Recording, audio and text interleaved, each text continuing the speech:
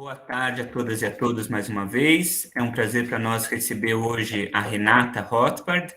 A Renata é advogada do escritório Matos Filhos, graduada em Direito, possui especialização em Direito Médico Hospitalar, mestre em Saúde Pública e doutoranda em Saúde Pública na Universidade de São Paulo, né? A Renata trabalha com uma ampla gama de questões regulatórias, em particular nos domínios de Life Sciences e saúde digital, né? Ela tem experiência com temas como privacidade de dados de saúde, negociação e elaboração de contratos envolvendo assuntos regulatórios, saúde digital, pesquisa clínica, parcerias para desenvolvimento de produtos, termos de confidencialidade e termos de consentimento informado, né? E ela possui também experiência em processos administrativos e judiciais ligados a órgãos como a Anvisa, a ANS, o Ministério da Saúde e a Conitec, né?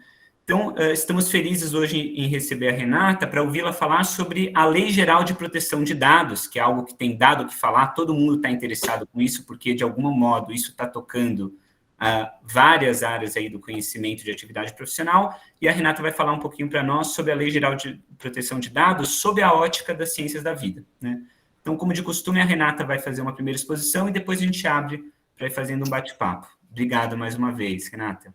Imagina, João, um prazer estar aqui com vocês de novo. Ano passado a gente teve uma dinâmica que foi super legal com o Michel, né, abordando os aspectos mais técnicos, né, quando ele falou de genética e daí, enfim, falando de dados genéticos em geral, mas eu acho que agora a gente pôde dividir, né, em duas aulas e ter um aprofundamento maior aqui em relação a essa parte de dados. E amanhã o Michel continua falando de genética, que é o principal, o prato principal preferido dele, e acho que vai ter bastante interação entre essas duas aulas e as outras aí ao longo do curso.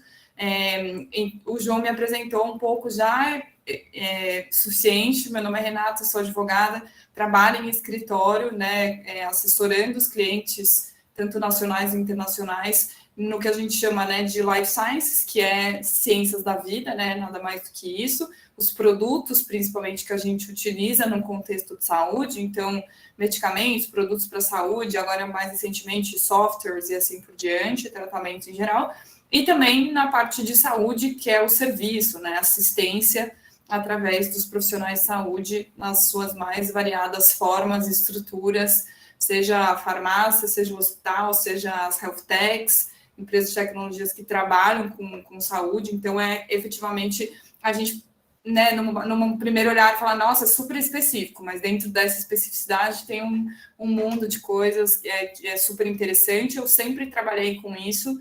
Eu falo que eu não sei fazer outra coisa, então já passei aí por várias sub-áreas dentro da saúde, saúde pública, direito médico, a própria questão contenciosa, e hoje em dia eu tenho esse olhar que é muito mais focado no que a gente chama de saúde digital e em life sciences, especificamente nessa parte tanto contratual quanto regulatória.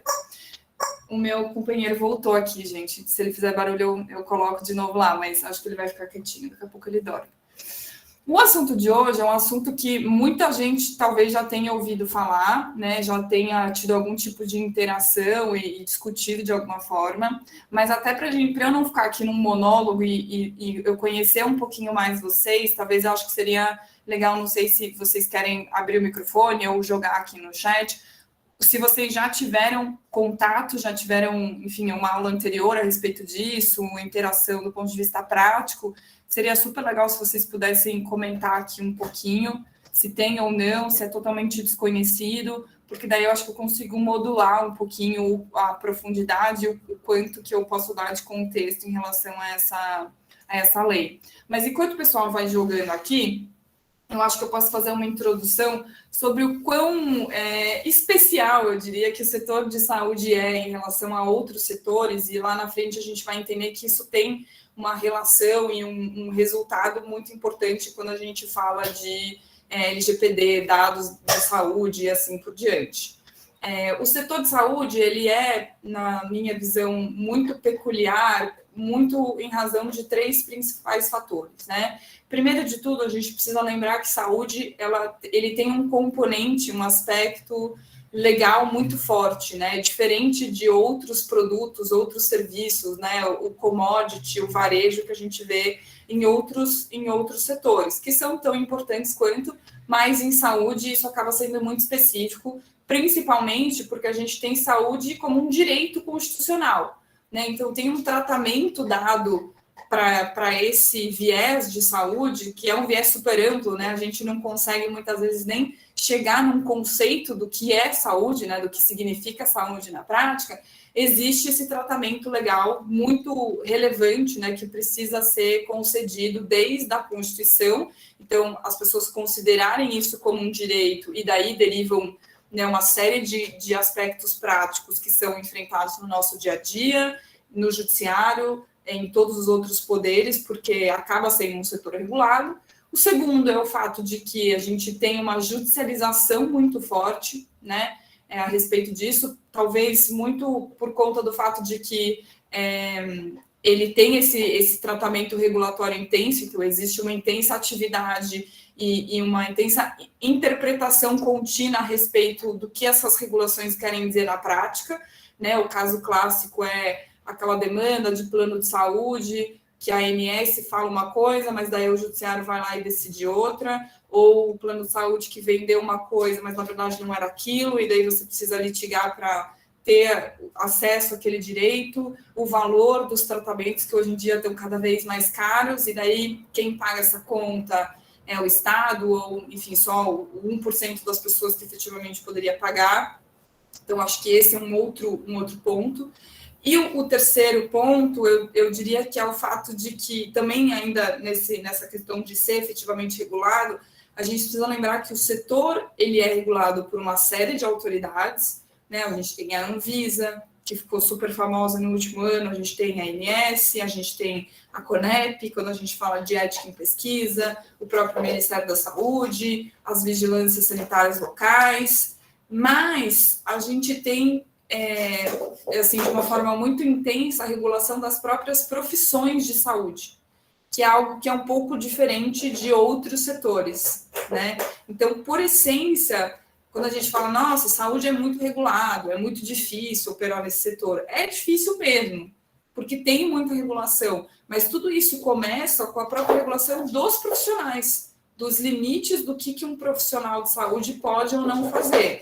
E daí o caso clássico aqui que a gente tem mais recente é o caso da telemedicina, né? A gente tem uma lei falando que você pode fazer telemedicina, mas o CFM insiste em criar ali limitações, pensar em limitações, o que de alguma forma tem um poder sobre quem exerce a telemedicina, que são os profissionais médicos, né? Então, por todas essas razões, e eu acho que eu poderia até colocar aqui um quarto componente, que é a importância do aspecto ético nessas relações, né? Isso é, assim, é uma singularidade em relação também aos outros setores. A gente tem discussões sobre consentimento, né, sobre consentimento livre esclarecido, sobre ética médica, ética em saúde, que é um negócio muito profundo. A gente pode ter situações e... Eu vou fechar a porta aqui. Peraí. Tranquilo. Vai lá, filho. Vai lá. Vai lá.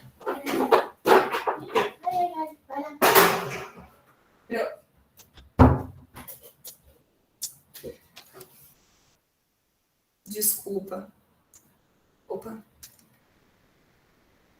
pessoa dormiu, né? A pessoa não, né? O bichinho dormiu e agora ele tá super acordado.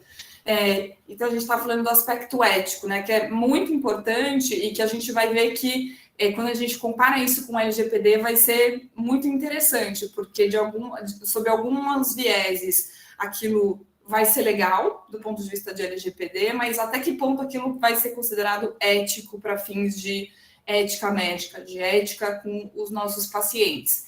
Então, tudo isso é tema e é substrato que a gente precisa sempre ter em mente quando a gente avalia qualquer tipo de situação, qualquer tipo de oportunidade de negócio, desenvolvimento, desenho de uma pesquisa, a forma com que a assistência à saúde e as pesquisas que a gente faz em ciências da vida, que são tão importantes, de fato cheguem para o paciente, né? A gente consiga disponibilizar isso e conceder mais acesso, mais transparência, mais qualidade, mais eficiência porque é assim que a gente entende, né, que o setor pode ser melhorado e o impacto direto que isso tem na vida das pessoas, né? Então, acho que esse é um panorama assim, principal que é importante da gente ter em mente. Aqui eu estava olhando o pessoal falando boa tarde. Boa tarde, boa tarde. Muito Sim. boa tardes. Eu queria só lembrar, Renata, assim, a gente teve uma aula sobre consentimento informado aqui no curso, Legal. mais do ponto de vista filosófico, né? O que ele deve ser, quais são as bases. Então, a gente teve esse panorama, né? Legal. Mas do ponto de vista técnico, legal, assim, por Lei Geral de Proteção de Dados, não falamos nada, né? E agora o pessoal está começando a comentar aí no chat. Isso. Meu único contato com a LGPD foi recentemente, quando eu fiz alguns exames médicos, o laboratório me deu a opção de compartilhar os resultados diretamente com a minha médica. Para isso, assinei um termo que se disse de acordo com a LGPD. Meu contato com a LGPD foi no retorno dos alunos e as aulas presenciais, mas o formulário de inscrição foi online, e o clube não sabia o que poderia ou não pedir nesse formulário. Legal, a Ana Clara e a Mariana mandaram aqui. Eu acho que, então, eu posso fazer um panorama bem geral do que a Lei Geral de Proteção de Dados significa, talvez, né, de uma forma mais ampla, e daí eu passo para a parte mais prática de LGPD em saúde, e, por fim, a gente pode falar de ensaios clínicos descentralizados e softwares médicos, porque isso é um resultado do uso desses dados que a gente quer tratar e que precisa respeitar essas normas. Então, a gente vai, ao longo, acho que dessa próxima hora, falar bastante de consentimento, e eu vou tentar sempre fazer uma diferenciação e falar do ponto de vista prático como que isso funciona. Mas o que é muito importante a gente entender desde já é que, sim, a Lei Geral de Proteção de Dados, ela é uma regulação de extrema importância, ela tem um impacto direto nas nossas vidas, e isso vai ser cada vez mais real, porque a Lei Geral está só começando, então existem aí uma série de discussões, a gente vai falar um pouquinho das lacunas que a LGPD deixou, não só em saúde, mas também em outros aspectos, mas toda vez que a gente está falando de saúde, qualquer interpretação que a gente faça sobre uma determinada pergunta, um determinado caso, ela tem que ser feita de uma forma associada a uma série de outras regulações, né? Então, a gente vai ter o Código de Ética Médica, a Declaração de Direitos dos Pacientes do SUS, a gente vai ter regulações da Anvisa, regulações da ANS, outras regulações do próprio Ministério da Saúde e assim por diante. O que, desde já, cria um desafio muito grande quando a gente está falando de saúde, porque hoje uma das discussões assim, que a gente mais tem no nosso dia a dia e em foros de discussão sobre, né, e agora o que a gente faz com essa LGPD aqui que a gente criou e implementou a inevitável situação que vai ser gerada, que é o quanto que a gente vai ter de overlap de uma autoridade com a outra, né? Então, a ANPD, a Autoridade Nacional de Proteção de Dados, foi criada recentemente para implementar a Lei Geral de Proteção de Dados e fiscalizar essa implementação, fiscalizar todos os entes aos quais que estão submetidos à LGPD. A gente vai falar um pouquinho quem são essas pessoas.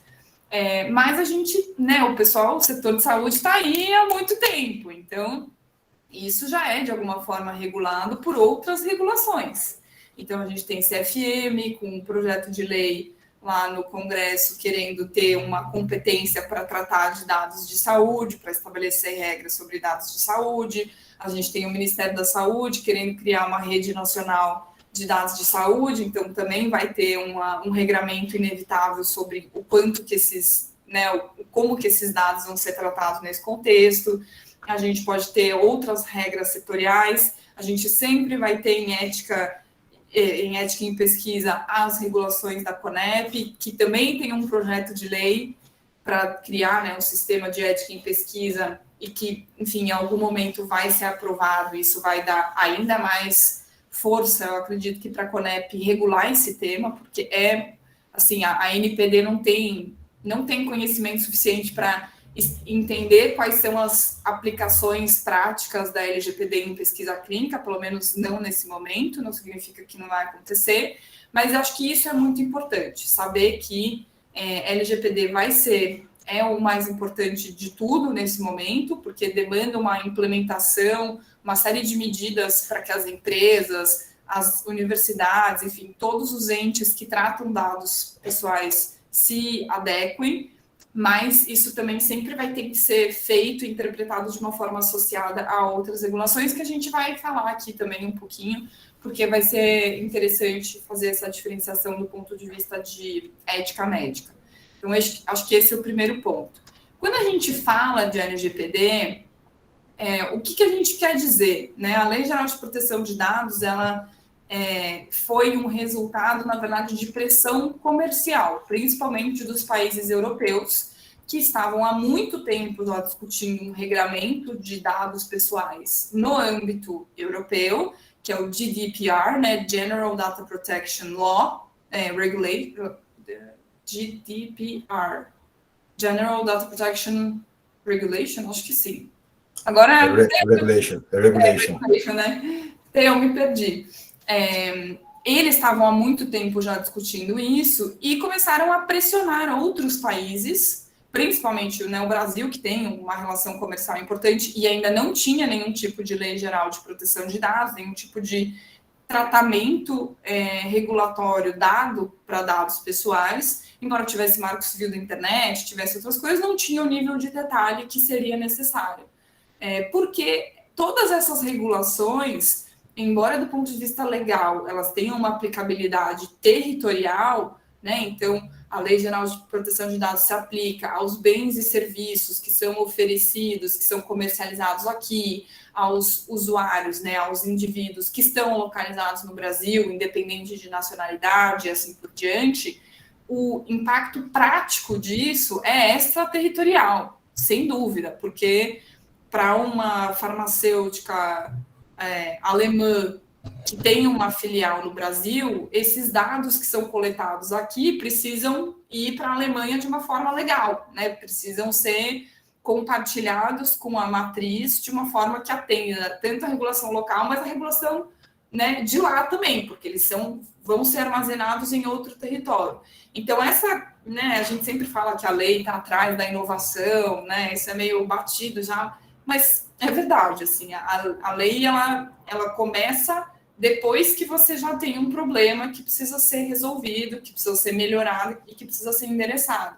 E a questão de proteção de dados é muito complexa, é muito diferente do que a gente via até então, porque a gente tem... Ontem mesmo eu estava falando com uma cliente que a empresa é americana, ela está no Brasil, mas o time de desenvolvimento dela está em Portugal. E eles querem subcontratar um outro desenvolvedor para fazer um software médico que está na Índia. E daí você fala, e aí, qual que é a lei que eu aplico aqui, entendeu? Tipo, como é que eu faço um contrato desse?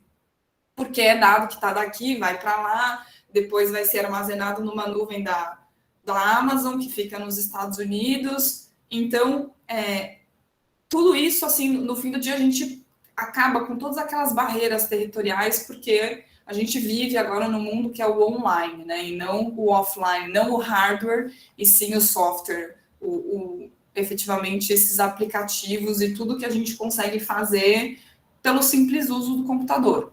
Então, primeiro, o que é dado pessoal, né? Dado pessoal, de uma forma muito objetiva, é todo dado que pode identificar um indivíduo, né?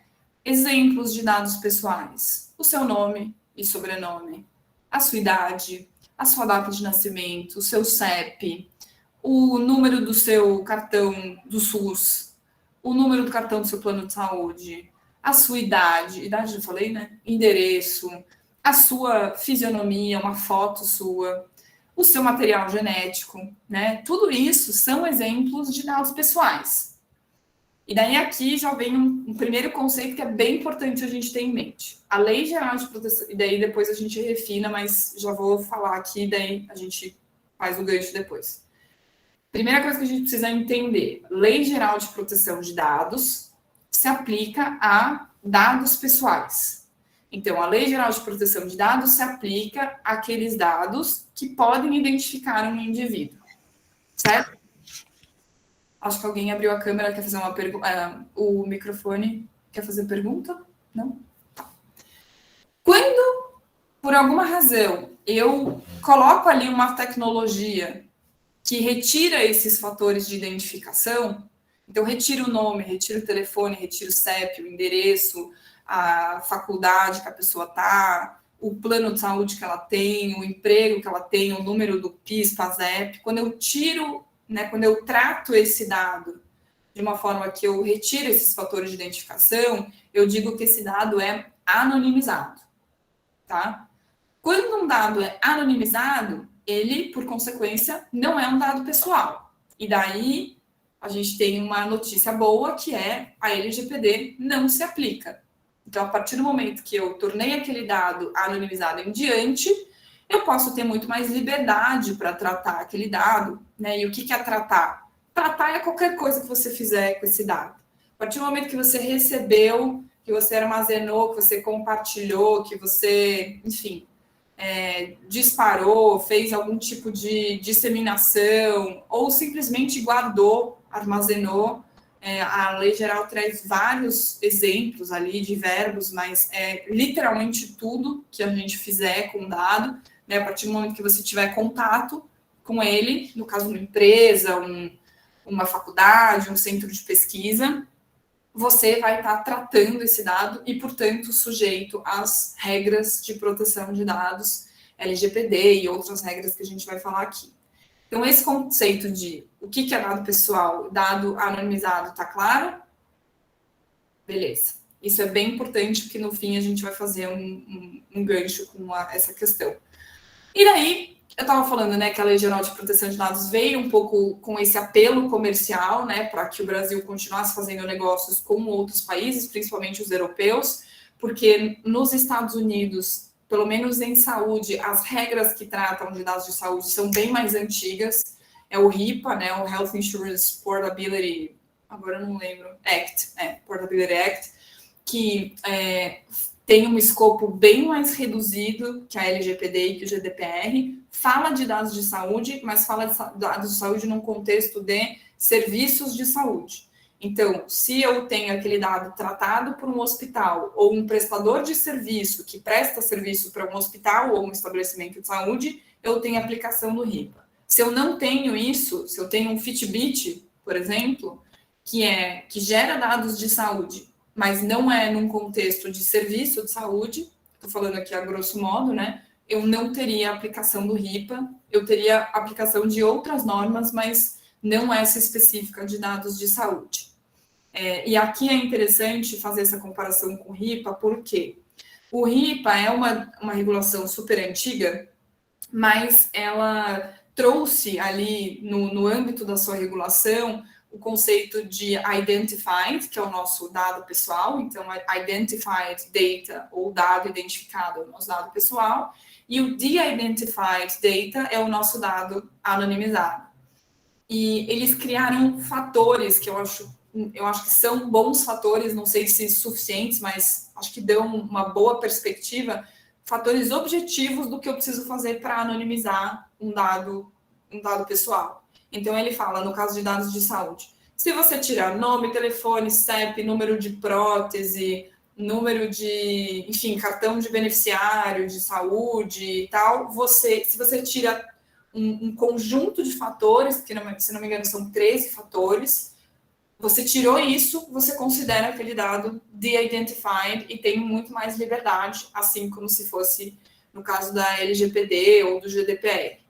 O problema com isso é que talvez esses fatores objetivos, por melhores que sejam, né, porque dão uma segurança jurídica para qualquer tipo de operação, talvez não sejam suficientes. E isso ficou muito claro numa discussão que o Google teve com a University of Chicago. Os alunos da University of Chicago processaram o Google e a University of Chicago, porque o centro médico lá deles, o centro de pesquisa, compartilhou dados dos estudantes, né, dos pacientes que utilizaram aquele centro de pesquisa e centro de saúde, retirando todos esses fatores de identificação, mas a geolocalização não era, por exemplo, um fator de identificação que precisaria ser retirado. Só que do outro lado você tinha o Google, né? Que controla todos os nossos passos, que sabe, né, onde a gente está ou deixou de estar, não precisa nem ter, né, os nossos dados pessoais e outros fatores. Então, isso criou uma controvérsia muito grande, né, se tinha havido ali algum tipo de descumprimento da regulação, e o Google falou, cara, eu tirei tudo que o RIPA falou para eu tirar. Mas, ao mesmo tempo, pelo fato dele ser o Google, ele tinha acesso e conseguiria identificar essas pessoas. Então, esse caso foi bem interessante e gerou uma discussão sobre quanto que a gente precisa atualizar o RIPA para torná-lo mais atualizado, né? Mais adaptado à realidade que a gente tem. Uma outra questão que é bem interessante, quando a gente compara o RIPA com a LGPD, é que no RIPA o consentimento ele pode ser assumido.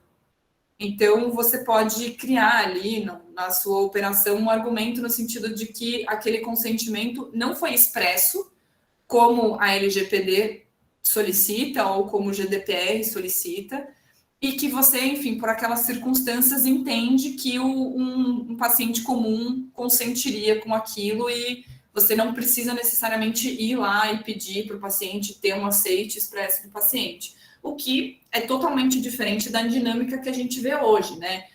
O GDPR e a LGPD vieram justamente com essa intenção de dar mais transparência. E então, para você ser transparente em relação ao como que esses dados são manipulados pelas empresas, pelos entes que os recebem, você precisa ter ou bases legais específicas, que a gente vai falar daqui a pouquinho, ou, de fato, um consentimento livre, esclarecido, destacado, né, de todas as formas para que o paciente ou qualquer outro titular daqueles dados entenda o que está acontecendo ali. E isso vai ser muito interessante, porque a Lei Geral de Proteção de Dados traz um dispositivo que é o Brasil, né, uma entidade brasileira vai poder compartilhar dados com países, né, com empresas que estejam em países com o mesmo nível, pelo menos o mesmo nível ou maior de segurança e de respeito, digamos assim, aos dados dos indivíduos. E daí você fica na dúvida, será que a gente vai conseguir compartilhar dados de saúde com os Estados Unidos? Não sei, acho que assim, por uma questão comercial, por ser os Estados Unidos, tudo bem, muito provável que sim, mas isso gera uma discussão sobre o quanto que o RIPA está alinhado com outras regulações internacionais e o Brasil, de fato, seguiu a linha, a corrente que está mais, que se destaca mais e que tenta, pelo menos, trazer mais transparência e um empoderamento, um engajamento maior das pessoas em relação ao uso dos seus próprios dados. Então, a gente falou um pouquinho de como a LGPD começou, a que tipo de dados se aplica, né? Então, se aplica a dados pessoais, que tem algum tipo de relação, né, com um bem ou um serviço sendo oferecido aqui, dados que, por alguma razão, vêm parar no Brasil, pessoas que estão no Brasil, então tem um aspecto de territorialidade, mas pode ser que no fim do dia a gente tenha a incidência de outras regras em vista das relações comerciais que a gente tem hoje em dia.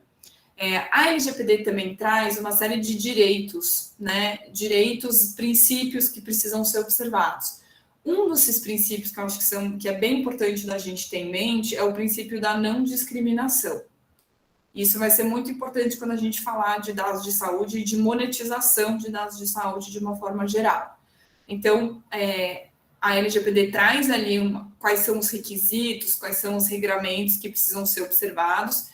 E como toda lei inicial, né, a respeito de um determinado assunto, é um negócio mais amplo, a gente invariavelmente vai ter discussões a respeito da interpretação. E daí aqui a gente vai, né, na maioria das vezes, ter que fazer uma análise principiológica, né? O que é mais benéfico para o indivíduo, né, ou para aquela coletividade. A questão da livre iniciativa. Então, pode ser que eu tenha um conflito entre a livre iniciativa e a não discriminação.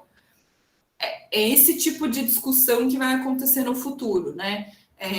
A inviolabilidade da privacidade, da honra das pessoas, da imagem das pessoas, mas ao mesmo tempo situações, por exemplo, uma crise de saúde pública que a gente nunca achou que fosse passar, mas enfim, estamos aí há 1 ano e meio, o quanto que isso, né, vai poder ser. E daí aqui a gente sempre volta para uma discussão que eu acho que em saúde é muito claro, né?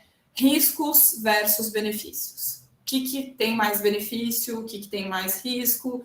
Isso aqui a gente está falando de saúde individual, isso aqui a gente está falando de saúde coletiva, né? Então, nada vai ser 100% uma coisa ou 100% outra, a gente sempre vai ter uma discussão sobre quais são os riscos e benefícios de você preservar ou não preservar a privacidade daquela pessoa, os dados daquela pessoa.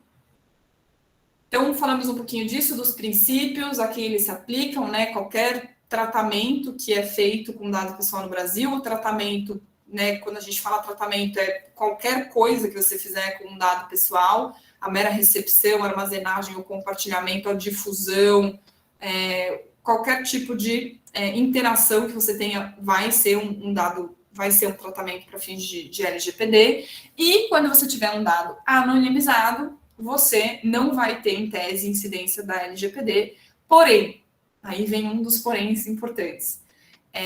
O conceito de anonimização aqui na LGPD, ele é diferente daqueles fatores objetivos que eu falei no exemplo do RIPA.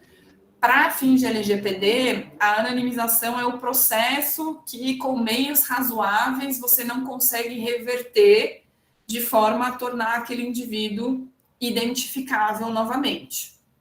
Ocorre que já existe, do ponto de vista técnico, né, uma discussão sobre o quanto que um dado, de fato, é anonimizável. Né? O Netflix fez acho que eles fazem tipo uns hackathons, assim, umas competições, e eles já conseguiram várias vezes, né, esses hackers que participam já conseguiram várias vezes reverter esses processos e tornar aquela pessoa, na verdade, identificável pela, enfim, imensa quantidade de dados que a gente gera todo dia e que estão na rede e que a gente muitas vezes nem tem noção, mas conseguem, né, vincular aquela informação àquele determinado indivíduo. Então, a gente, na verdade, assim, acho que esse é um dos principais pontos dessa regulação. A gente não sabe qual é o limite, né, entre a sua aplicação e a não aplicação, porque a partir do momento que você trata aqueles dados, né, ou tem qualquer tipo de atividade com aqueles dados, mas no fim eles são identificáveis, você tem a aplicação, digamos assim, retroativa dessa regulação, dessa lei. Então, tudo que você deveria ter feito, você não fez, você agora vai estar sujeito e vai ter uma série de respostas e de medidas que precisam ser tomadas. Outros pontos que são importantes, assim, quando a gente fala de LGPD. Eles trazem, a LGPD, né, em geral, traz os princípios, né, no que essa LGPD é pautada, os direitos, então o direito de você não ser discriminado, o direito a saber, né, a transparência com os seus dados, o direito de querer deletar esses dados, né, que é a exclusão dos dados de uma forma definitiva. A LGPD também traz aspectos ali de segurança, embora de uma forma muito ampla, né, ela fala que a Autoridade Nacional de Proteção de Dados vai, de acordo com cada caso específico, e podendo, inclusive, fazer uma análise setorial, e daí eu acho que aqui para a saúde isso vai ser bem importante, estabelecer quais são os padrões de segurança que precisam ser seguidos, porque a gente fala em implementação, mas a gente não tem um parâmetro do que isso aqui é aceitável, isso aqui não pode ser considerado aceitável para fins de cumprimento de LGPD.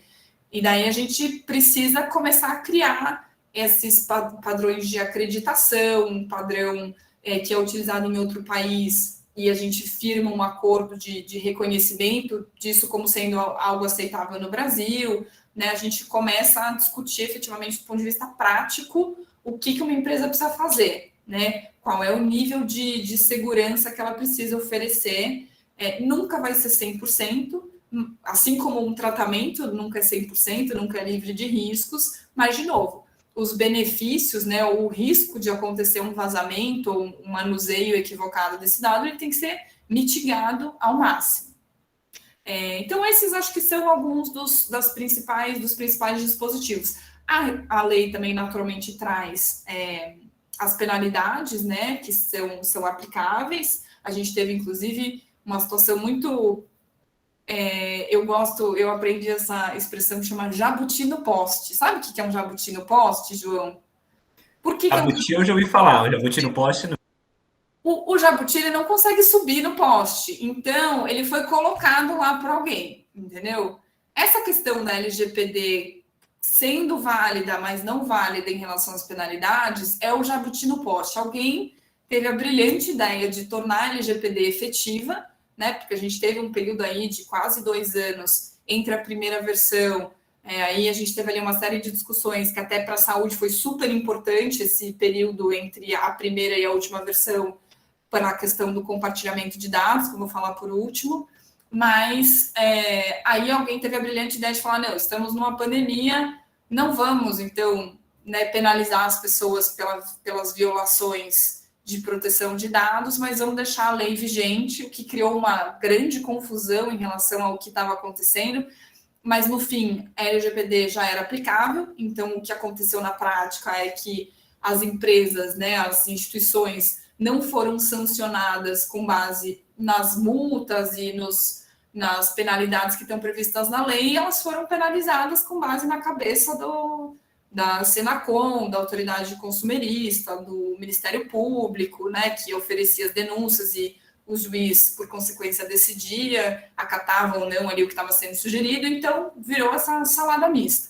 Agora, a gente já pode dizer que, assim, está vigente, penalidade está vigente, está tudo acontecendo, entendeu? Assim, estamos sujeitos e, inclusive, temos uma autoridade nacional de proteção de dados que foi recentemente constituída, está, assim, num âmbito muito inicial o que eles estão fazendo, mas que já foi constituída, que tem toda uma agenda em relação a estabelecer regulações complementares ao que diz a LGPD e fazer a fiscalização dessas empresas, né, dessas instituições que estão sujeitas à execução da regra.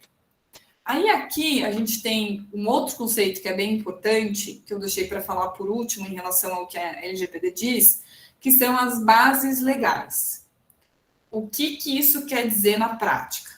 Qual é o principal, assim, principalmente já entrando bem nessa profundidade de saúde, o que significa na prática? A LGPD diz que, né, você tem todos esses princípios, direitos que precisam ser preservados, mas o mais importante é, quando você for tratar um dado, você não pode tratar a seu exclusivo critério, entendeu? Tipo, acordei querendo tratar um dado.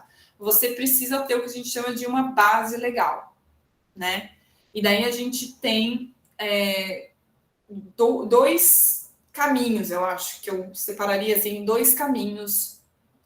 Dentro desse conceito de base legal, a gente tem a base legal principal, vamos chamar assim, pelo menos por enquanto, que é o consentimento, né? Então, a base legal inicial seria sempre o consentimento daquele indivíduo, de uma forma livre, esclarecida, destacada, que ninguém sabe ainda o que significa. Então, é uma base legal que, do ponto de vista prático, a gente tem muita dificuldade de implementar, porque você está muito mais sujeito a uma discricionariedade, pode ser discutido em âmbito judicial, pode ser discutido em âmbito administrativo, a própria NPD pode falar, putz, isso aqui não foi um consentimento livre o suficiente, não vou considerar isso um descumprimento, e daí isso desencadeia uma série de penalidades e medidas que precisam ser tomadas.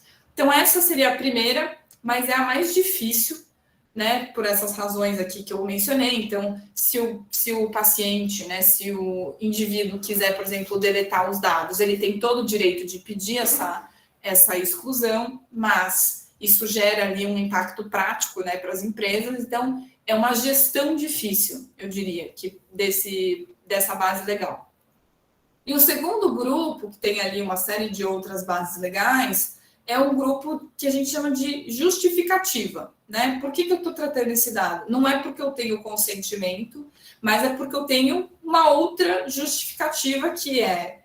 Daí aqui a gente vai entrar nas bases legais de dados sensíveis, né? O que são dados sensíveis? são dados relacionados à ideologia política, religião e dados de saúde, né? Dados relacionados à saúde, dados relacionados à vida sexual, dados biométricos e dados genéticos. Então, e daí a gente sempre pensa, dados bancários, será que são dados sensíveis? Sim, são dados sensíveis na prática, mas do ponto de vista de LGPD, muito por um trabalho de relações governamentais que o setor bancário fez durante a pandemia e que o setor de saúde não fez quando o PL estava sendo discutido, eles não consideram isso como dado sensível. E daí, o dado sensível significa que você tem ali critérios mais específicos, você tem uma abordagem muito mais protetiva para o indivíduo. Então, determinadas bases legais que você poderia usar para, por exemplo, tratar só o nome e CPF da pessoa, você não consegue utilizar quando você está falando de um dado de saúde, de um dado de um prontuário eletrônico, de um dado de um aplicativo que está lá no aplicativo de saúde. Então, e daí a gente tem isso nos artigos 11 e 13, se não me engano, com ela aberta aqui. Depois, quem quiser olhar. Eu não quero ficar muito lendo a lei, porque é chato, né? Eu acho que não agrega tanto quanto a experiência prática.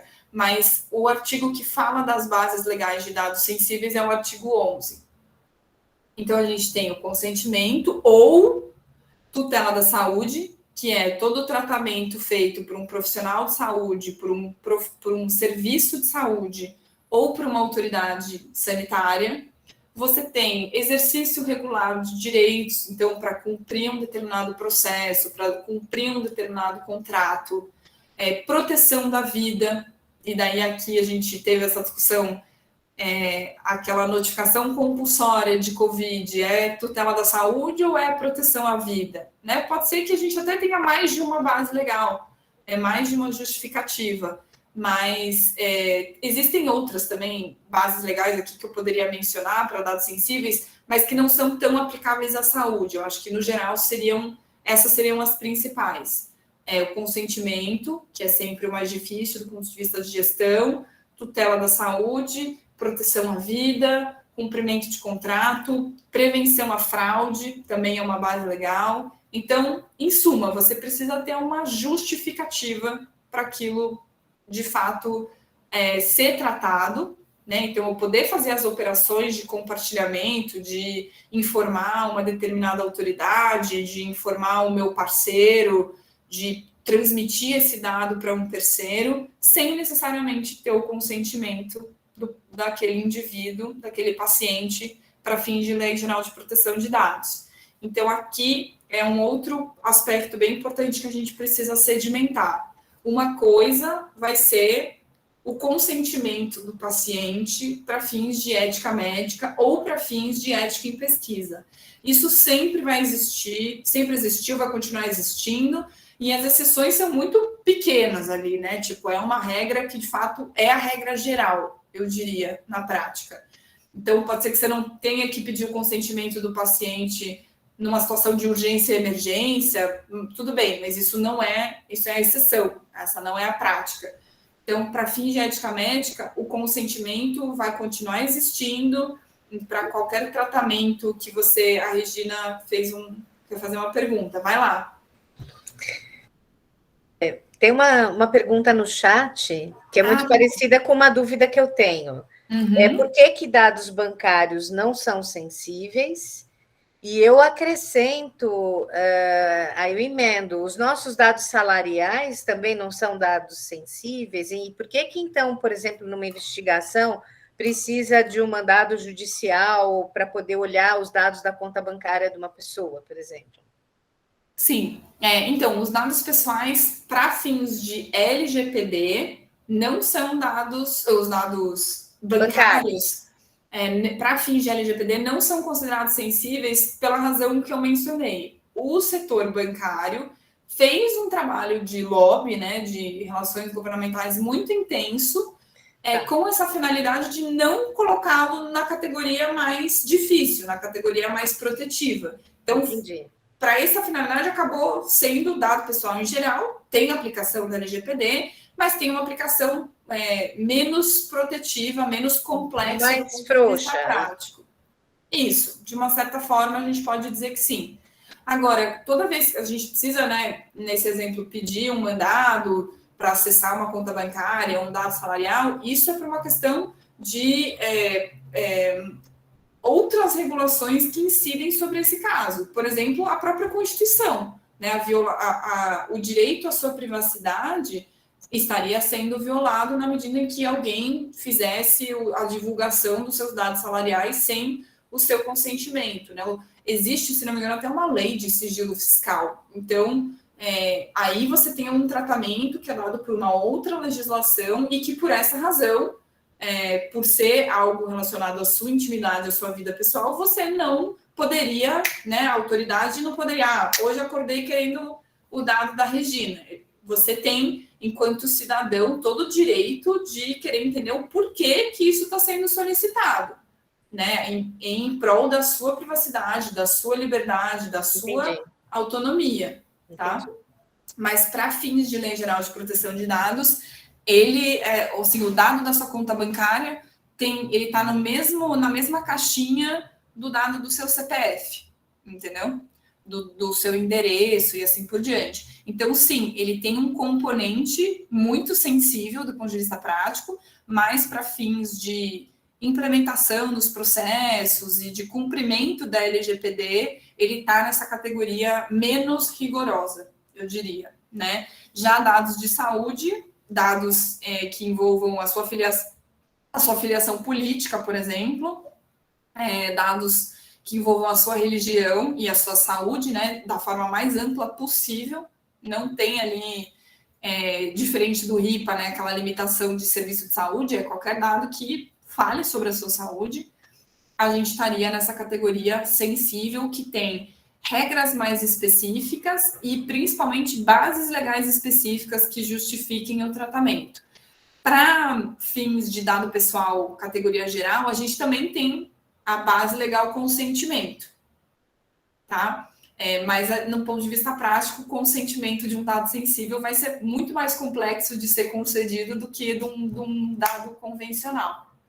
Então, existem todas essas bases legais e acho que o mais importante é a gente ter em mente que, de novo, para fins de ética médica, isso aconteceu e vai continuar acontecendo, a gente vai continuar assinando lá um termo de consentimento antes de fazer uma cirurgia, antes de fazer um exame, e daí do ponto de vista de ética médica, o paciente tem que ser informado adequadamente a respeito dos benefícios, dos riscos, das instruções que ele precisa seguir, né? Ele precisa ser informado em relação àquela intervenção que vai acontecer com ele, do ponto de vista prático, mas do ponto de vista de proteção de dados, você talvez não tenha que pedir o consentimento do paciente. Você consiga justificar esse tratamento dos dados daquele paciente numa outra base legal, que quando a gente fala, por exemplo, de um hospital,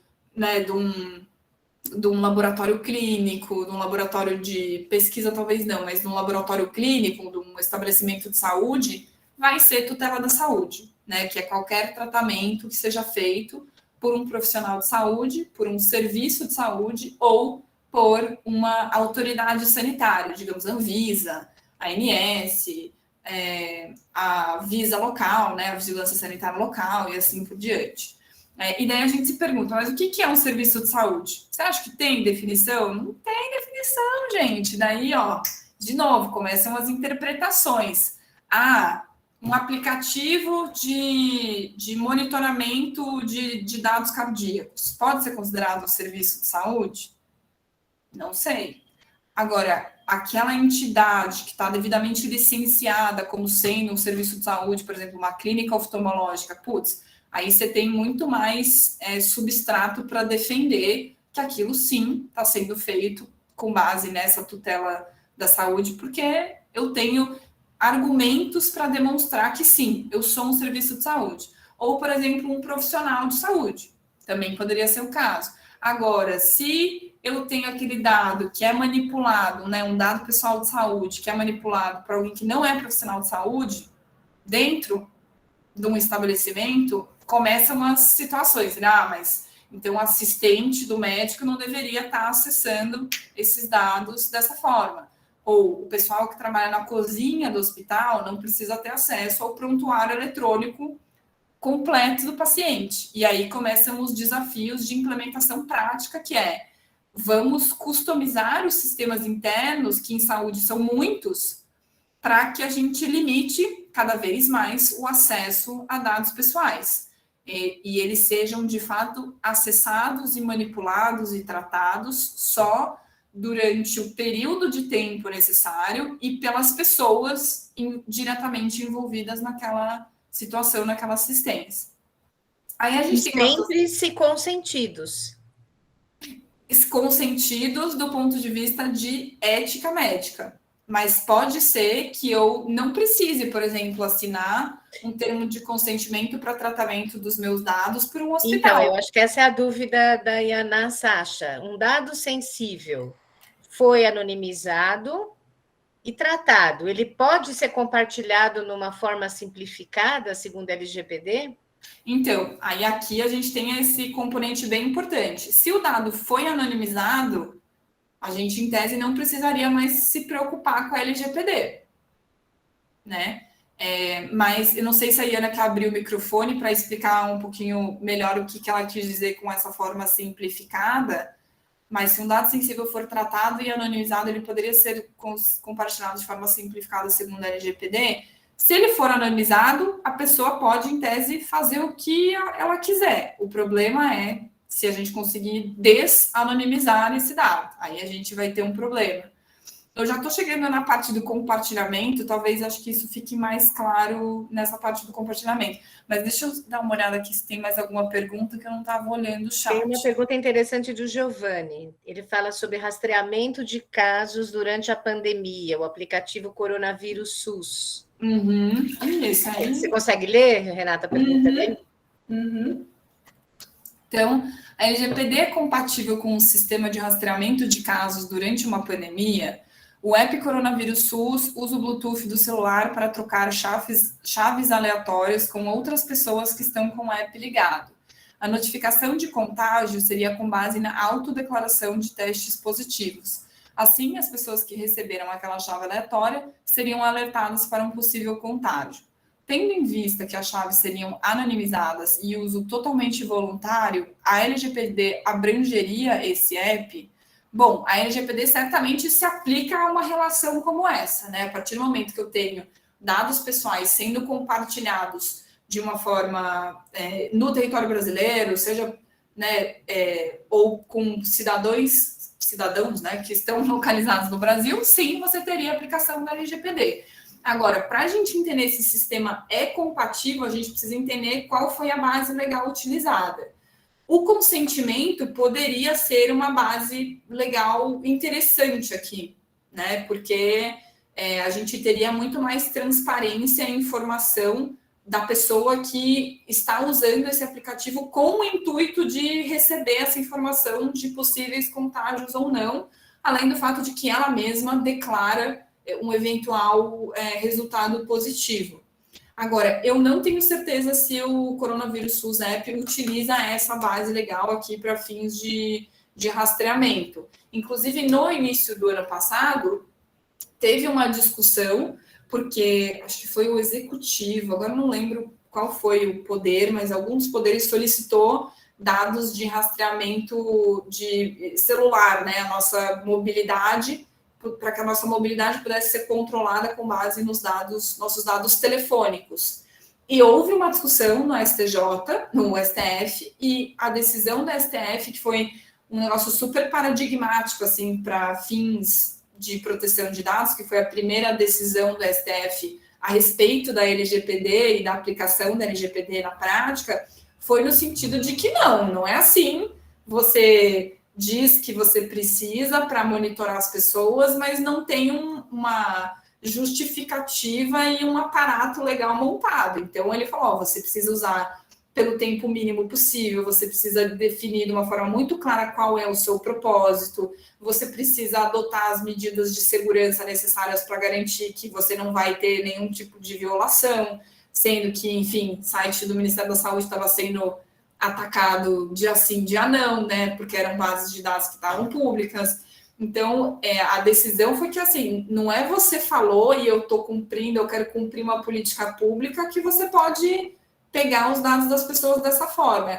Eles tiveram uma interpretação que, na minha visão, até pelo contexto, né, que a gente estava vivendo, foi uma interpretação bem conservadora, bem para mim que privacidade. Acho que ela não sabia. Acho que foi sem querer. Imagina, mas eu acho que sim, eu acho que você conseguiria, acho que o consentimento, na minha visão aqui, com base, né, nessas informações que a gente tem aqui, seria a melhor situação, embora gere esse desafio de gestão, né, e daí, de repente, a pessoa sai do aplicativo e pede para deletar os dados dela, e daí o desenvolvedor, né, o responsável, precisa endereçar isso de alguma forma. Mas eu não sei se essa foi a base legal que foi efetivamente utilizada. Talvez a tutela da saúde poderia ser uma base, mas até por conta dessa decisão do STF, eu não sei o quanto que isso seria encarado como sendo algo válido, até porque não estava sendo feito por um serviço de saúde, nem um profissional de saúde, nem uma autoridade sanitária. Tudo bem, o aplicativo é do Ministério da Saúde. Será que a gente considera o Ministério da Saúde como uma autoridade sanitária? Talvez, poderia. Mas de novo, tudo o raciocínio do consentimento tem mais lógica, porque a partir do momento que você adere ao aplicativo, concorda em receber e dar informação, exato, existe um consentimento em entrar num troço para compartilhar. Exato, mas daí tem até uma questão que é importante, que é o aplicativo ele não servia só para isso. Por isso que eu digo que eu não sei se essa foi, se o consentimento foi a base legal, porque ele também era um software de triagem, né? No início, ele era um software que você conseguia colocar lá, tô sentindo febre, tô com dor para respirar, tô com dor de barriga, e ele te dava uma sugestão, ó, você precisa ir para o médico, você precisa ir para o UTS, você precisa refazer esse questionário em tantas horas. Depois teve o Tratikov, que daí esculhambou de vez, né? Mas esse, no início, ele tinha essa função de ser um software de triagem, e daí o interessante aqui é que a gente tem, eu não quero entrar muito nessa parte regulatória de Anvisa, mas só uma fofoca. Esse software, para fins regulatórios, para fins de Anvisa, era considerado um software médico, né? E daí a gente, aqui no escritório, tinha um cliente que queria registrar um aplicativo semelhante a esse do coronavírus SUS, não só para coronavírus, mas para outras doenças. E aí a gente foi lá e perguntou para a Anvisa, esse produto está registrado com você? Esse aplicativo está registrado como sendo um software médico? E a Anvisa falou, não. Então, assim, o próprio Estado fez um negócio, né, daquele jeito esculhambado, e não estava seguindo a própria regulação sanitária que definia a necessidade de registro. E a gente utilizou isso, né, a nosso favor, no sentido de, olha, Anvisa, tem esse app aqui que está sendo utilizado, que inclusive foi o próprio Estado que fez, a gente quer fazer algo semelhante, Então foi um negócio bem interessante, assim. Podemos falar depois de softwares on medical device, que também é um tema super em alta, que tem tudo a ver com essa questão dos dados, mas eu vi que tem alguém que está com uma mão levantada. Tá, eu só vou, uma questão de ordem, já que a gente está falando sobre o uso de dados, lembrar que quem fizer a questão agora, a gente está gravando ainda, até a Renata acabar de fazer a parte mais positiva dela. Então, se por acaso alguém quiser fazer uma pergunta sem ser gravado, pode fazer depois. Só para fazer esse lembrete, como nós estamos falando sobre dados, então acho que a professora Célia levantou a mão e depois a Iana. Boa. Eu só queria voltar um pouquinho para trás, porque quando se fala da Covid, se tem que avisar outras pessoas que tal pessoa está com Covid, isso também acontecia, ainda acontece com HIV, não é? Então, isso é um problema de saúde pública. Então, se o indivíduo está com HIV, o médico é obrigado a informar a família, ou ao que mora com ele, ou... Não pode informar ao patrão, não pode informar o seguro-saúde, não pode informar... Mas as pessoas em volta não têm que ser informadas? Então, esse é um negócio bem interessante, porque o que a gente tem do ponto de vista regulatório? A gente tem uma portaria do Ministério da Saúde que fala, pessoal, profissionais de saúde e serviços de saúde, toda vez que vocês, né, tiverem um diagnóstico positivo para essas doenças, vocês precisam fazer o que a gente chama de notificação compulsória. Não acontece isso para todas as doenças, mas para essas doenças, como a professora Célia falou, tem um impacto de saúde pública, né? E daí aqui uma doença infecto-contagiosa, como Covid, como HIV, como sarampo, tuberculose. Né? Tuberculose. Todas essas doenças que estão nessa lista do Ministério da Saúde, você enquanto profissional de saúde e serviço de saúde, precisa necessariamente notificar a autoridade de saúde local. Então, eu sou um profissional de saúde que dei um diagnóstico positivo para a Covid, eu preciso contabilizar isso lá no hospital, que vai juntar todos esses números e mandar para a Secretaria Municipal de Saúde, que, por sua vez, vai mandar para a Secretaria Estadual de Saúde, e a Secretaria Estadual de Saúde, por sua vez, para o Ministério da Saúde, que faz toda essa gestão dos dados, né, que deveriam ser utilizados para fins de melhoria de política pública, de controle, né, para saber o que precisa ser feito com esses indivíduos. Já em relação a essa questão do médico avisar a família... É isso que eu queria saber. A gente tem uma discussão sobre o quão ético é você violar a privacidade daquele paciente, e daí essa questão da privacidade, da confiança que a pessoa tem que ter no médico ou num profissional de saúde para fazer o disclosure total dos sintomas e do que ele tem em termos de condição. De novo, a gente entra numa questão de risco-benefício. No geral, nas situações em que eu tive que opinar do ponto de vista prático, o melhor caminho sempre é o convencimento do paciente para que ele faça esse disclosure, né? Para que você respeite a autonomia dele de decidir. Mas a partir do momento que você tem uma situação em que ele não está disposto a fazer isso e coloca a vida das outras pessoas em risco, você pode ter um argumento de assim, olha, eu me sinto na obrigação, eu não posso ver você, enfim, tendo relações sexuais sem uso de preservativo, saber dessa informação quando você tem um diagnóstico positivo para uma doença que pode impactar outras pessoas. Mas é uma questão que, assim, é difícil você dizer que tem certo ou errado. A própria comunidade médica tem ainda debate sobre isso.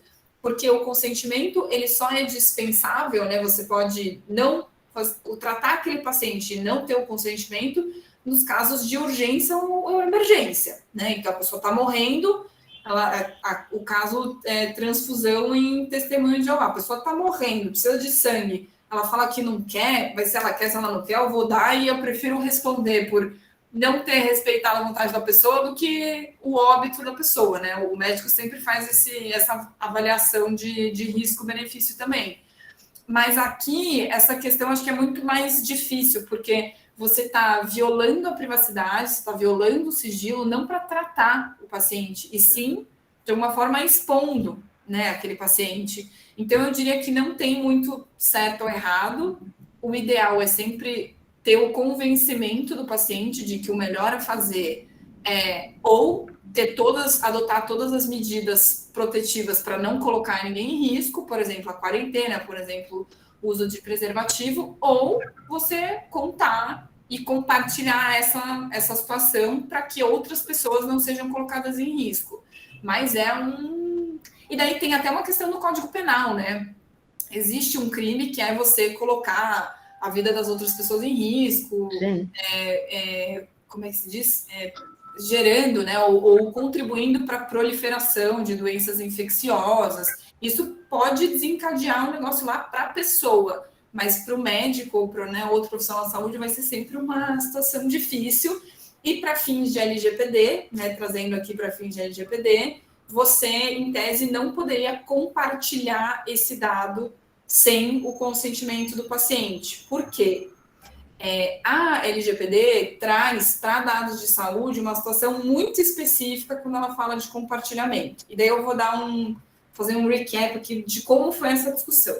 A primeira versão da LGPD trouxe uma redação no sentido de que você não podia, primeira versão, tá? Você não podia compartilhar dados de saúde tendo um benefício econômico de jeito nenhum, em nenhuma situação. Você não pode compartilhar dados tendo um benefício econômico sobre esse compartilhamento. Ocorre que o setor de saúde, ele tem uma série, tem muitos stakeholders nessa cadeia. Então, o compartilhamento é algo natural hoje em dia entre todos os estabelecimentos de saúde.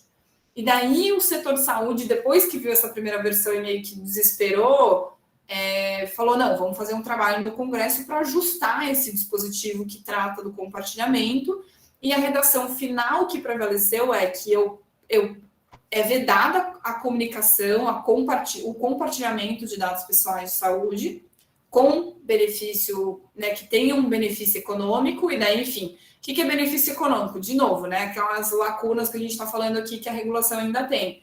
Toda empresa que presta um serviço de saúde tem um benefício econômico, Assim, você vive de benefícios econômicos, então você não pode fazer o uso compartilhado, você não pode compartilhar dados de saúde, exceto em situações específicas, e daí a exceção ficou muito mais ampla do que qualquer outra coisa, porque você não pode, exceto para assistência à saúde, assistência diagnóstica, assistência farmacêutica, serviço de saúde e assim por diante. Então, entre serviços de saúde, de uma forma geral, e daí a gente entra no que é assistência farmacêutica, De novo, lacunas a respeito dessa interpretação, mas, enfim, algo super amplo.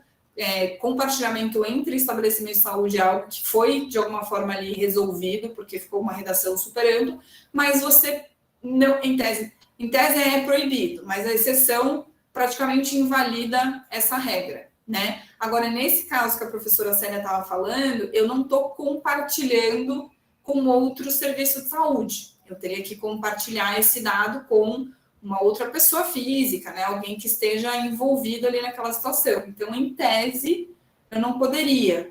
Eu poderia falar, putz, esse dispositivo, na verdade, não se aplica porque eu não estou tendo um benefício econômico.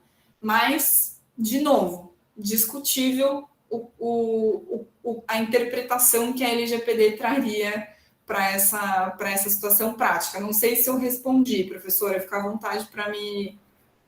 Não, respondeu sim. Porque a gente, quando está fazendo pesquisa em genética humana, você pode ter os seus dados genômicos, que o Michel faz, e outras pessoas, dentro do laboratório, mas você precisa da clínica também, para ter algum benefício para o paciente, ou agora ou mais tarde. E você pede os dados clínicos para uma outra instituição, por exemplo, o Hospital das Clínicas. Então, sem esse compartilhamento de dados, o trabalho da gente não resolve grande coisa. Quando você fala em dados maiores, Não assim, esse paciente fez esse teste genético, eu descobri que ele tem uma mutação.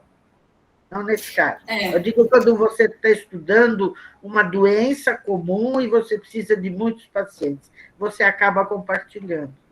Sim. Na Europa, eles estão muito preocupados também, porque eles têm vários países que estão se envolvendo em estudos genômicos, saber a variabilidade na população, que você pode atribuir à doença, ou então que é uma variação normal que a gente tem, eles estão muito preocupados, porque eles atravessam fronteiras. É Bélgica, Sim. É Inglaterra, Exato. Eles publicam trabalhos a favor e contra esse compartilhamento de dados. Você tornar os dados anonimizados, você pode voltar para trás e falar, doutor fulano, esse número 300.000, será que ele tem isso ou aquilo? Você volta para trás, porque um guarda os dados, teoricamente, Um deveria guardar os dados. Agora, anônimo é que não pode ficar. Tanto que a CONEP não... Se você quer tornar dados anônimos, a CONEP exige que você mande um projeto de pesquisa para eles. Uhum, isso aí. E daí aqui, quando a gente fala de dados de pesquisa, no âmbito de pesquisa clínica, a LGPD traz uma definição específica que só aparece uma vez quando a gente fala de pesquisa clínica, que é a pseudo-anonimização, que é justamente isso que a professora falou. Eu anonimizo daqui para frente, mas eu fico guardando essa chavinha porque eu sei que eu posso precisar dessa chavinha para identificar aquele paciente. E daí a gente vai para aquela discussão maravilhosa que é: eu tenho uma doença, eu descobri qual doença que aquele paciente tem, mas aquela doença não tem tratamento, ou aquele tratamento custa 3 milhões de dólares por dose, que é um negócio que hoje existe. Eu conto ou não conto para o paciente? Conta, ele tem o direito de saber. Sim. Se ele quiser, ele tem o direito de não saber também. Ele tem o direito de saber. Exatamente. Ou aquela Por isso que se enfatiza tanto, e que vai ser uma boa profissão de aconselhador genético, o pré-aconselhamento. Uhum. Em qualquer laboratório, em qualquer particular, né? Instituição. Sim. O paciente tem que ter um pré-aconselhamento e ele tem que te dizer se ele quer saber ou não. Exatamente. É perfeita essa sua colocação. O Michel, com certeza, vai falar mais amanhã, mas até trazendo um pouco para essa realidade de dados genéticos que a professora estava falando, a gente tem uma questão importante aqui de anonimização de dados genéticos, que ela é impossível, né? Enquanto eu tiver um dado genético, vou ter um dado de uma pessoa.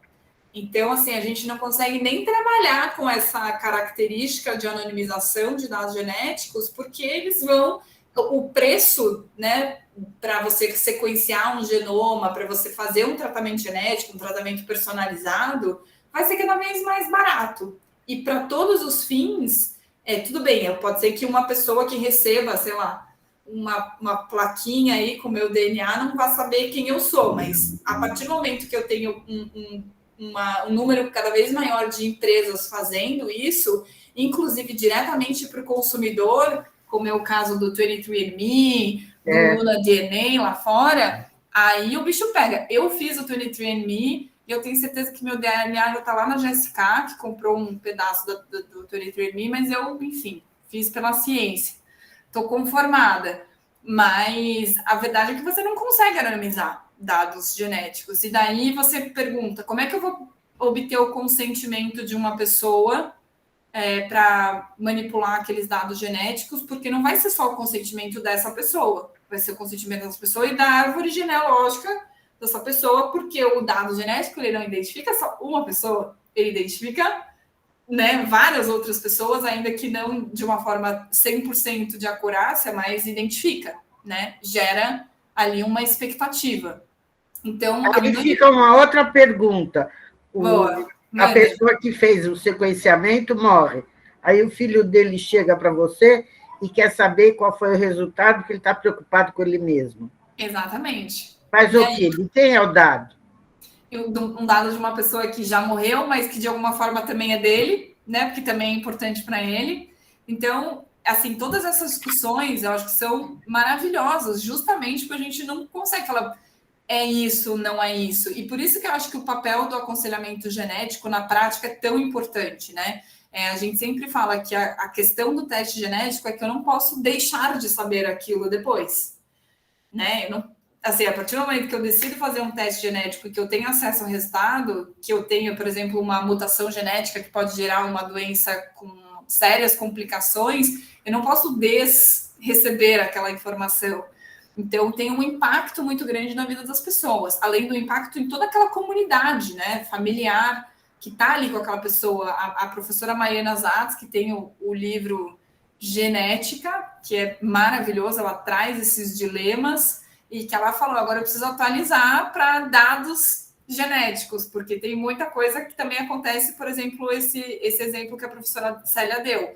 Os dados são de uma pessoa que já morreu, em tese, a privacidade dessa pessoa precisa ser respeitada, inclusive após a sua morte, mas eu tenho aí um potencial benefício que pode ser gerado para essa pessoa que está viva e que está preocupada com a própria saúde. Mas e se, na verdade, enfim, não é filho dessa pessoa? Ela vai descobrir que, na verdade, quem ele achou a vida inteira que era o pai, na verdade, não é o pai, para fins genéticos. né? É muito complicado, assim, é muito instigante. Mas, no fim, eu acho que essa questão da comunicação, do consentimento, do esclarecimento a respeito do impacto que um acesso a uma informação dessa pode trazer é o mais importante, né? Só que daí, como é que a gente lida com os vários Brasis que a gente tem, né? Para um perfil de pessoa, para um perfil socioeconômico, você vai ter que dar um nível de informação. Para outro perfil, pode ser que se eu der esse tanto de informação, eu esteja gerando mais problema do que solução. Porque se a pessoa não consegue entender, eu vou estar gerando mais desconfiança ou gerando mais risco ou mais prejuízo do que benefício. Então, no fim do dia, é a prática, eu acho que é estar sempre pautado nos princípios bioéticos, né? Na autonomia, na justiça, na beneficência, na não maleficência. Esses princípios não raramente colidem, mas quanto mais a gente, eu acho que fizer esse esforço de incluir o paciente na sua própria jornada, para que ele passe a tomar as decisões, eu acho que mais a gente vai estar, acho que, mitigando um risco de questionamento, um risco de não ter feito aquilo da forma mais correta possível. Mas realmente é muito interessante quando a gente fala de dados genéticos. Então, o Michel tem um exemplo que é muito legal, da Luna DNA, que é uma startup nos Estados Unidos, e daí eu já vou entrar no último ponto para a gente abrir mais para perguntas, que é esse ponto do compartilhamento / monetização, né? Então, deixa eu voltar aqui. Compartilhamento. A gente falou que compartilhamento, em tese, é proibido, mas é permitido. É proibido, mas é permitido se, né, mesmo que tenha um benefício econômico, você fizer isso para a saúde daquele indivíduo, e daí tem uma lacuna que ele fala que isso tem que ter um benefício para o indivíduo, para o titular, então esse compartilhamento é permitido desde que em benefício do titular, e daí a pergunta é, esse benefício precisa ser direto ou pode ser um benefício indireto, como a gente vê muitas vezes numa pesquisa clínica, né? E desde que seja nesse contexto, né, de assistência à saúde, assistência farmacêutica, assistência diagnóstica, para fazer a portabilidade dos dados de saúde de um lugar para o outro, o que também é um outro problema, porque daí a gente começa a falar de interoperabilidade, nem vou entrar muito aqui, mas, enfim, você pode, né, fazer esse compartilhamento por solicitação do titular, quando ele quiser, por exemplo, se tratar em outro lugar, ou para fins de faturamento, né, para fins de práticos, assim, de gestão, você também tem uma previsão expressa lá de transações financeiras envolvendo um tratamento de saúde, assistência à saúde em geral. E a gente se pergunta, mas por que esse tema do compartilhamento é tão relevante para a saúde, né? A gente pode se perguntar, qual que é o impacto prático, né, disso? Todo. Por quê? O compartilhamento de dados de saúde, ele não é algo recente, né? A gente faz isso a vida inteira. A gente tem que, né, o hospital que manda para um laboratório fazer a biópsia ou aquela informação que é gerada no hospital depois vai parar numa farmácia através de uma prescrição, a própria pesquisa clínica, você tem aí uma série de informações sendo trocadas entre as pessoas que estão envolvidas nesse projeto. Isso sempre aconteceu e a gente monetiza sobre esses dados desde sempre. A partir do momento que eu desenvolvo uma pesquisa com, né, um grupo de pacientes e com base nos dados de saúde desses pacientes, eu tenho resultados que me levam a um tratamento que depois eu vou colocar no mercado como sendo um medicamento, eu estou monetizando de uma forma indireta sobre os dados desses pacientes.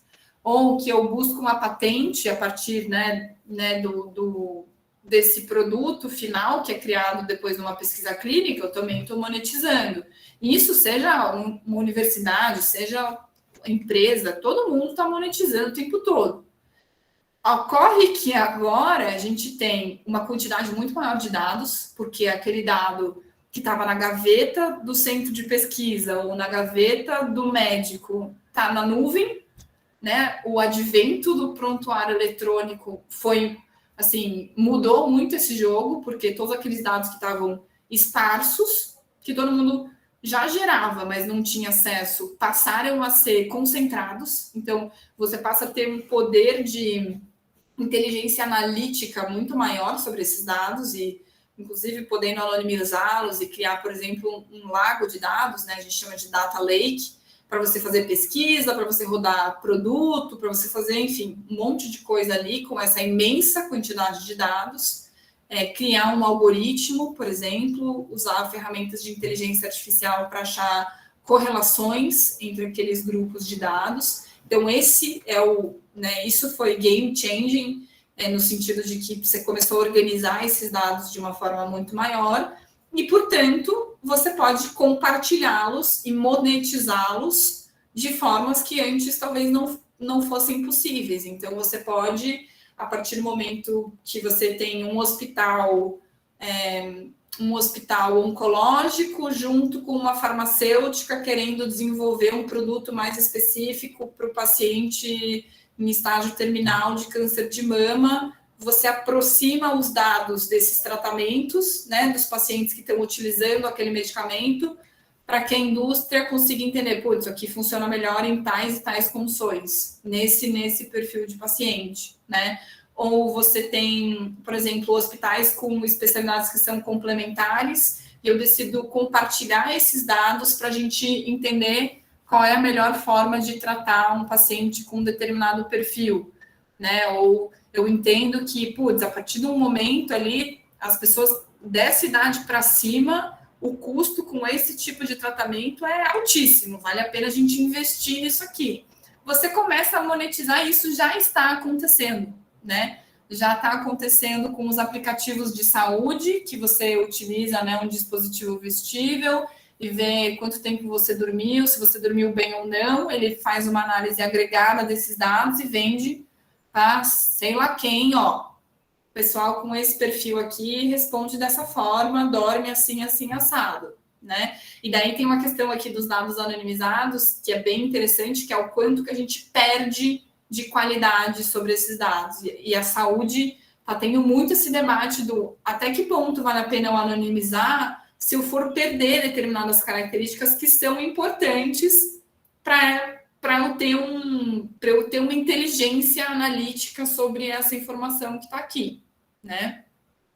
E isso é cada vez mais comum. E daí a gente pensa, ó, quem está fazendo saúde hoje em dia? A Amazon, Facebook, Apple fazendo estudo cardiológico com Stanford, Google, que já fez. Google, coitado, só se ferrou nessa história, porque eles fizeram umas parcerias que não deram certo, aí o outro reclamou lá que a University of Chicago. Mas, enfim, todas as empresas de tecnologia estão mexendo com saúde. E como que elas fazem isso? Com Apple Watch, com Samsung Watch, com todos os outros dispositivos possíveis, com um aplicativo de saúde que está lá no nosso telefone, que monitora quantos passos a gente andou por dia, ou que monitora qualquer outra coisa que a gente queira, ou que é um repositório, né? Serve como um lugar para você colocar lá todos os seus exames, e daí, né, para onde vão esses seus exames? Tudo isso é compartilhamento de dados de saúde, e precisa ser feito de uma forma responsável. Então, e daí acho que o que eu quero chegar a gente precisa entender, além do ponto de vista de Lei Geral de Proteção de Dados, o quanto que isso é possível do ponto de vista ético, né? Porque, e daí eu acho que com o João eu já tive um pouco dessa discussão, que é do que adianta a gente fazer essas bases de dados enormes, chegar nos tratamentos maravilhosos, CRISPR, estilo assim, meu Deus, milagre na Terra, sendo que ninguém vai conseguir pagar por isso. Entendeu? Ou 1%, nem 1%, 0,01% da população vai conseguir pagar por isso. Ou o Estado não vai conseguir pagar por isso, né? Do que adianta eu ter todo esse compartilhamento se eu for gerar mais disparidade entre grupos sociais, né? E aqui tem uma questão também que eu estava pensando agora, que a partir do momento que eu tenho essas bases enormes de dados e começo a tirar conclusões, eu tenho um perigo, assim, gigantesco, porque você tem uma questão que é essa disparidade que você pode criar, você não tem dados que são uniformes, então você pode ter vieses ali, porque você pegou os dados do homem branco de 25 a 30 anos e não da toda uma realidade que também existe, mas que talvez não tenha acesso ao dispositivo que você tem, né, que você vende. Você tem um problema de automatização das decisões, então até que ponto a decisão vai ser tomada por um médico ou vai ser tomada por uma máquina. No que esses algoritmos estão sendo baseados para fins de definição de conduta clínica. Então, eu estou utilizando um protocolo que é europeu ou estou utilizando um protocolo americano que, enfim, você precisa de muito mais dinheiro, você gasta muito mais naquele processo de saúde para ter acesso, né? Você começa a tomar decisões de política pública, né? De saúde pública em relação a qual é a melhor forma de endereçar um determinado sintoma, uma determinada doença numa determinada região e acaba estigmatizando toda aquela população. Então, assim, tem muitos debates que são importantes de serem feitos em relação ao limite desse uso. E daí, o que eu queria chamar a atenção, por último, e daí eu posso falar um pouquinho de ensaios clínicos descentralizados, mas o que eu queria chamar a atenção é que agora a gente está vivendo um período que é um período muito crítico nesse desenvolvimento de tecnologia, porque a gente acho que passou aquele período de euforia de, nossa, a tecnologia é maravilhosa, vamos usar a tecnologia a nosso favor, porque ela é maravilhosa, e a gente está num período de, tipo assim, cara, precisamos refinar esse negócio aqui, porque se a gente quer tomar decisões, sejam elas clínicas, sejam elas de política pública, sejam elas de tratamento, de assistência à saúde, a gente precisa que esses dados tenham qualidade, que é algo que a gente não tem hoje, né? A gente sempre vive aquela discussão do médico que fica mais tempo olhando para a tela do prontuário do que para o paciente, porque ele tem que colocar uma série de dados ali. Mesmo assim, a gente tem uma dificuldade imensa de ler esses dados de uma forma agregada, porque o que o médico chama de uma coisa, o outro médico vai chamar de outra, e a máquina ela não consegue ler isso hoje de uma forma fácil. Então, a gente precisa ter qualidade na forma com que esses dados são imputados nos sistemas, para que a gente não compare maçã com banana, né? Eu preciso ter certeza que eu estou comparando coisas comparáveis. E aqui, a pesquisa clínica tem um poder, assim, estratosférico, na minha opinião. Acho que a universidade tem muito esse papel, e eu queria muito estimular aqui, eu acho que essa mensagem, que é o valor da pesquisa clínica, né? A gente está acostumado a fazer a pesquisa clínica para tratamentos, para medicamentos, produtos para a saúde em geral, e agora o que a gente precisa é fazer para esses algoritmos que a gente quer usar, para esses softwares que a gente quer usar, porque senão a gente vai estar desprezando, né, e colocando a população mais em risco do que gerando um benefício. E daí, como qualquer produto para a saúde, a gente precisa endereçar 3 coisas: qualidade, segurança e eficácia. Então, vou dar um exemplo aqui de um software que quer fazer a triagem e potenciais diagnósticos. Ele precisa ser desenvolvido de uma forma que os requisitos, né, talvez vou fazer uma comparação com o medicamento. O que é qualidade no medicamento? É ter certeza de que aquele medicamento ele vai ser fabricado sempre da mesma forma, né? Eu estabeleço boas práticas de fabricação, procedimentos internos, para que todo medicamento saia daquela forma, naquelas condições ali que eu estabeleci que são as corretas. Para o software é a mesma coisa, eu preciso ter certeza de que esse software vai rodar de uma forma adequada durante todo o processo dele, né? E utilizando, claro, os processos corretos, né? As ferramentas corretas. Segurança, eu preciso ter certeza que os riscos daquele medicamento são mitigados da melhor forma possível e os benefícios são maiores, né? Eu não vou matar uma pessoa, né? Pelo menos não é essa a intenção. Eu não vou colocar em risco a vida de uma pessoa quando ela tomar aquele medicamento. A mesma coisa com o software, eu tenho que ter certeza de que os riscos vão estar sendo mitigados da melhor forma possível. Então, qualidade, segurança e eficácia, que é o mais importante. Aquilo que o medicamento está falando que ele faz, eu preciso comprovar por A mais B que ele faz. Ele chega naquele resultado. Para o software, é a mesma coisa, né? E daí tem uma pesquisa super interessante que saiu no BMJ, se não me engano, eu vou achar aqui o link, eu jogo aqui.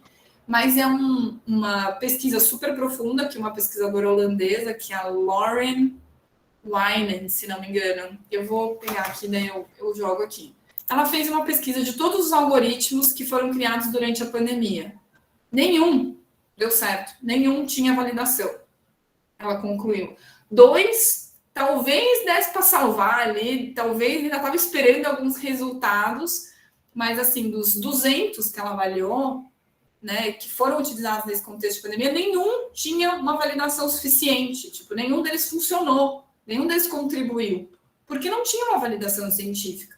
E daí aqui, eu estou chamando atenção para isso, porque acho que vocês que são os profissionais de saúde, ou que serão os profissionais de saúde, têm um papel primordial nisso, né? Porque vocês têm um conhecimento que o pessoal de tecnologia não vai ter, e vice-versa. Mas quando a gente está falando de uma solução em saúde, vocês têm um poder de contribuir que é importantíssimo para a gente seguir esses rituais que a gente segue, fazendo pesquisa pré-clínica, fazendo pesquisa clínica, para garantir que o que vai ser colocado no mercado vai ser, de fato, benéfico para o paciente, né? A gente sempre fala, porque a tecnologia não vai substituir o médico, não vai substituir o profissional de saúde, ela vai ajudar, é para ser uma ferramenta. E ela não pode ser uma ferramenta só para o médico, ela tem que ser uma ferramenta para o paciente, né? O benefício tem que ser para o paciente também. Então, vocês tendo esse conhecimento técnico, podem contribuir, assim, de uma forma surreal para a melhoria, né, desses algoritmos e para a melhoria de como a gente utiliza esses dados, sejam eles dados pessoais, sejam eles dados de saúde, anonimizados. Porque se a gente quer tomar decisão com base nisso, a gente precisa melhorar muito, assim, a forma com que a gente interpreta esses dados e imputa esses dados, né? Acho que hoje o maior desafio é fazer com que todos os sistemas que estão aí falem a mesma língua para que a gente esteja comparando coisas semelhantes. E daí, por último, não vou falar muito, porque acho que talvez tenha mais gente com mão levantada, não queria perder esse tempo. Você vê, né, João? Eu falo, não, 2 horas vai ser suficiente. Não é suficiente, gente. Que loucura. Mas vou terminar aqui rapidinho. Ensaios clínicos descentralizados. Acho que esse é um conceito bem legal de pensar, porque também envolve o uso de tecnologias e um uso cada vez maior de dados, né? Os ensaios clínicos descentralizados são basicamente aqueles ensaios que são virtuais. Você pode ali ter a incidência do centro de pesquisa, né? Em algum momento o paciente ter que ir lá, mas a inovação é você poder fazer esses ensaios clínicos da casa do paciente, né? Usando telemedicina, entregando a droga aonde o paciente está e não necessariamente tendo que fazer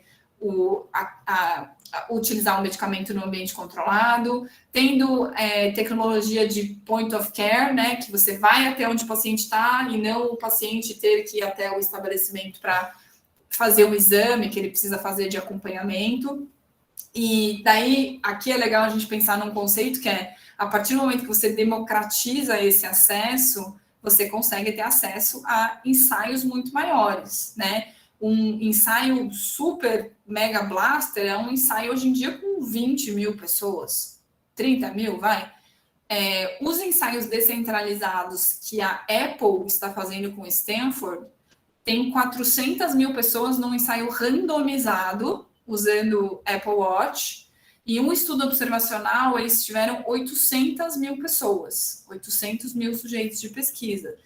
E daí você pensa o quanto que você consegue descobrir num pool de 800 mil pessoas. Você resolve uma questão de diversidade, você consegue acessar um número muito maior de pessoas, você consegue entender de uma forma muito mais eficiente as interações medicamentosas, né? Porque daí isso é praticamente vida real, né? É praticamente você colocar isso no mercado. Você consegue engajar as pessoas muito mais rápido, você não precisa, né? Tem aquele centro de pesquisa que tem 1 paciente, 2 pacientes, agora, enfim, você consegue engajar muito mais gente, muito mais rápido. O custo do ensaio diminui, porque você consegue quebrar essas barreiras, mas não deixa de ser um negócio complexo. né? Tem toda essa questão do quanto que você engaja um paciente, o quanto que você consegue obter o consentimento do paciente numa situação dessa. Quando a gente fala de... Tem um negócio super interessante que já acontece nos Estados Unidos, essa é até o centro da minha tese no doutorado, no meu estudo do doutorado, que é o paciente poder ser remunerado para que os seus dados sejam utilizados nesse contexto de pesquisa, ou fora mesmo do contexto de pesquisa. E daí a gente tem uma vedação clara da CONEP, de que você não pode remunerar o paciente para participar, e daí a dúvida é isso se aplica a dados ou não. Inclusive, isso também está no PL de pesquisa clínica, também tem essa vedação, mas a gente sabe que a pergunta que me guia é: se a indústria está monetizando, por que eu, que sou paciente, também não posso monetizar?